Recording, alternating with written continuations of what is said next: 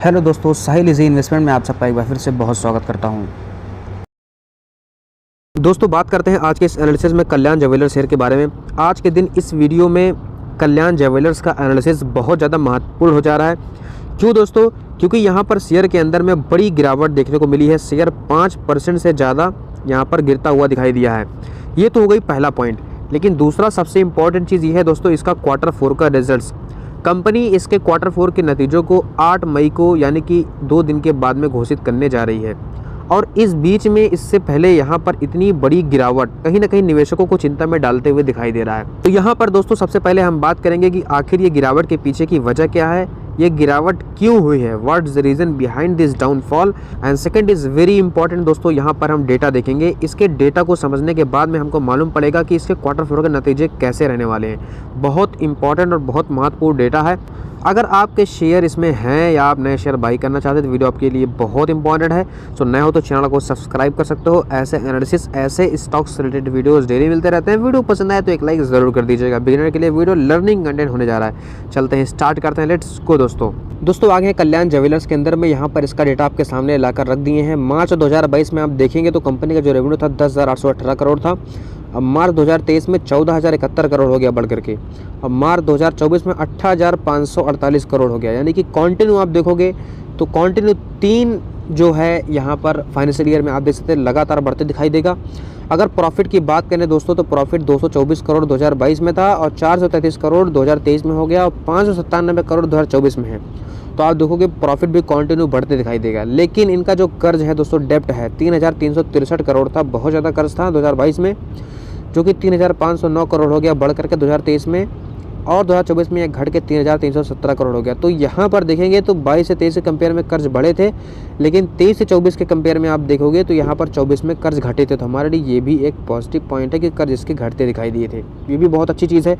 अगर quarterly wise आप data यहाँ पर देखोगे दोस्तों तो दिसंबर 2024 में 7,287 करोड़ इनका यहाँ पर रेवेन्यू था, जो कि इनके पिछले क्वार्टर के कंपेरिजन में 6,065 करोड़ से काफ़ी ज़बरदस्त वृद्धि थी। और साल दर साल के कंपेयर में देखेंगे तो और ही ज़बरदस्त वृद्धि थी।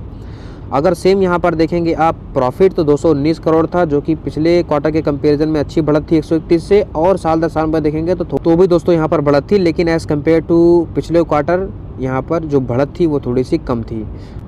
शेयर होल्डिंग्स देखोगे आप ना दोस्तों, प्रमोटर यहाँ पर 62% के करीब दिखाई देंगे। तो बहुत अच्छी हमारे लिए ये बात है। साल दर साल में देखोगे बढ़ते हुए ही दिखाई दिए हैं। FIIs यहाँ पर घटे हैं साल दर साल में बड़ी मात्रा में। DIIs यहाँ पर बढ़ते दिखाई देंगे, क्वार्टर में घटते दिखाई देंगे। रिटेल भी यहाँ पर बढ़े हैं, अदर्स थोड़े से घटे हैं। लेकिन ओवरऑल जो शेयर होल्डर्स हैं वो 112% यहाँ पर साल दर साल में बढ़े हैं। 37% यहाँ पर क्वार्टर वाइज बढ़े हैं।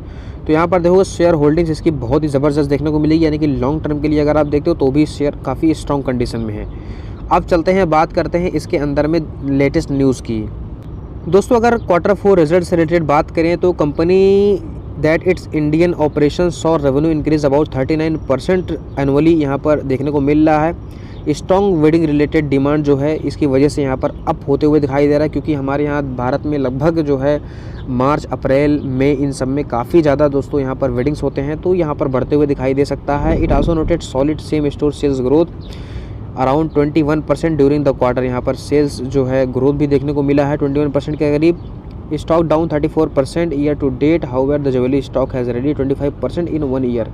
25% तक रेडी देखने को मिली है, लेकिन फिर भी ये डाउन है अपने दोस्तों हाई से अभी भी। दूसरी पॉजिटिव न्यूज़ की बात करें तो कल्याण ज्वेलर्स ने 25 नए शोरूम ओपन किए हैं अक्रॉस इंडिया के अंदर में मार्च क्वार्टर में, followed by 3 additional showroom in first week April 2025। लेकिन दोस्तों यहाँ पर जो पहली इनकी डिजिटल ज्वेलरी है ब्रांड कैंडीर, इसके अंदर में रेवेन्यू में ड्रॉप देखने को मिला है। करीब 22% ड्रॉप देखने को मिला है प्रीवियस ईयर के कंपैरिजन में। Kalyan noted 14 new Candere showroom were open during the quarter under review. जो यहाँ पर 14 नए शोरूम ओपन हुए थे, ठीक है, ये अभी जो रिवाइव में चल रहा है। दोस्तों आगे हैं कल्याण ज्वेलर्स के चार्ट के अंदर में। यहाँ पर आज के दिन में गिरावट के पीछे की वजह करें तो पहली जो वजह निकल कर आ रही है दोस्तों वो यहाँ पर ओवरऑल मार्केट है। क्योंकि ओवरऑल मार्केट में बड़ी गिरावट देखने को मिल रही है, क्योंकि यहाँ पर इंडिया पाकिस्तान का टेंशन बना हुआ है। ट्रम्प का टैरिफ भी अभी तक पूरी तरीके से गया नहीं हुआ है। और यहाँ पर देखेंगे भारत ने मॉक ड्रिल भी स्टार्ट कर दी है। यानी कि युद्ध में जैसे हालात आते हैं तो ऐसे समय में कहाँ छुपना चाहिए, अपनी जान को कैसे बचानी चाहिए, हमें कहाँ जाकर अपने शरीर को, बॉडी को प्रोटेक्ट करना चाहिए। तो युद्ध से रिलेटेड जो तैयारी है वो यहाँ पर दिखाई दे रही है। कहीं ना कहीं इस बात की आशंका जताई जा रही है कि कहीं इंडिया बड़ा एक्शन ना ले ले जंग की तरफ भारत बढ़ता दिखाई दे सकता है, भारत पाकिस्तान। तो इसलिए दोस्तों यहाँ पर एक फियर है मार्केट में, जिस वजह से गिरावट देखने को मिल रही है। पहली ये वजह है।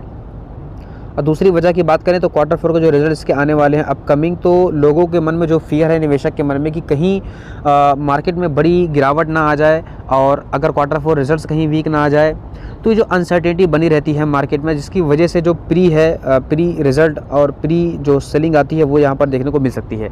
तो यहाँ पर पहला डर है पाकिस्तान भारत का टेंशन, और दूसरा दोस्तों क्वार्टर 4 का रिजल्ट कहीं बेकार ना आ जाए। तो इस बात का जो फियर है, निवेशक इस वजह से यहाँ पर सतर्कता बरतते हुए दिखाई दे रहे हैं, जिस वजह से यहाँ पर सेलिंग दिखाई दे रही है।